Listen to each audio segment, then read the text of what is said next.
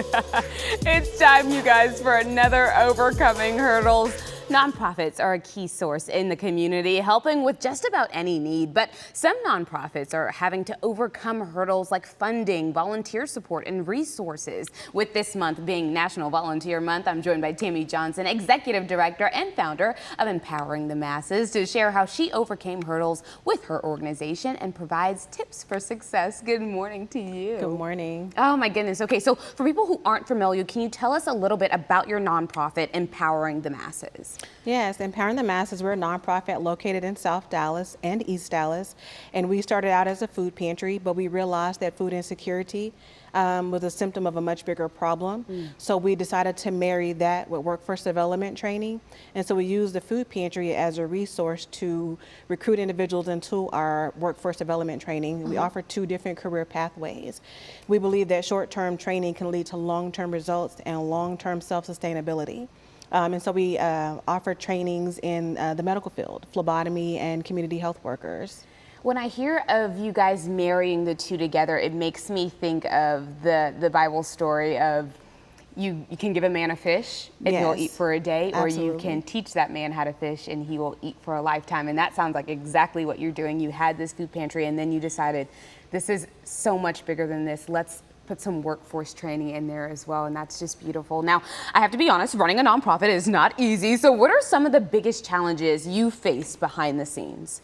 I think I know from behind the scenes when we were first initially getting started, it was people buying into your mission and understanding the work that you were doing, what sets you apart from other organizations that may be doing similar work to you, and understanding the need to make sure that you can prove your impact, on the community. And so it took us a lot of understanding, reading, learning, taking a lot of classes to make sure that we can prove the impact that we're having in the community, but also understanding that we can prove impact on the education side, but we also have to make sure we get the buy-in from the community. And we have to make sure that we are bringing the community into the conversation. Right. We're not the experts at their lived experiences, and so we have to make sure we're coming from a place of culture humility, so that we can make sure the services that we're providing and offering that our community actually Needs them. Yeah. Exactly. I like that. Now tell me, because I heard you say us, so I'm assuming obviously there's a team at your nonprofit to make all of these things happen, to get the community involved.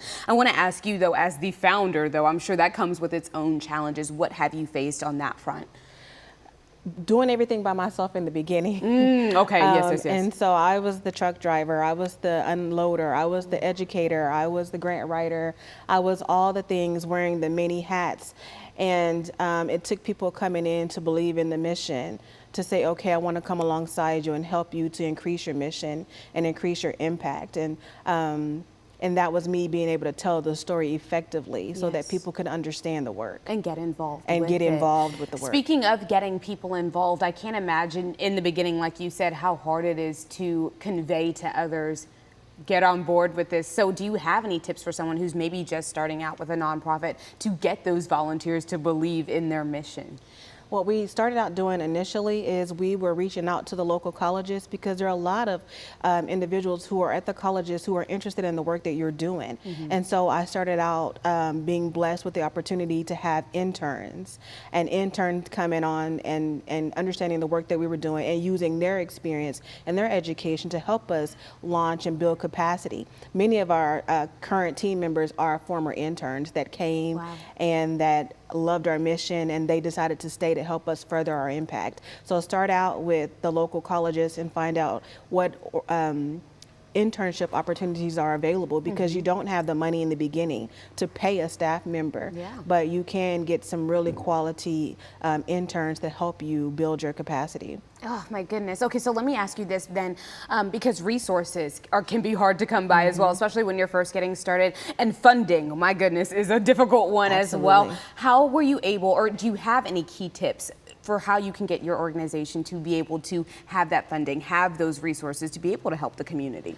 That goes back to proving your impact. Yeah. Because I think that a lot of us have these amazing ideas. We have to decide what sets us apart, and then also being able to tell your story effectively. And what we found over and over again is when we went after funders and asked questions or wanted people to invest in us, they wanted to know, how many people did you serve? Yes. Are you is there quantitative data? You know, so we have to make sure that as a nonprofit is more than just giving people a handout, but how are you giving a hand up? And then that's when people are interested in providing donations and funding and things of that nature for your organization. Wow. Wow. Can I ask you this then? How do we continue to help lift you up? How do we help lift your organization up so that you guys can continue to give back in our community? Well, right now it's National Volunteer Month, and right now a lot of nonprofits in Texas are facing some major cutbacks.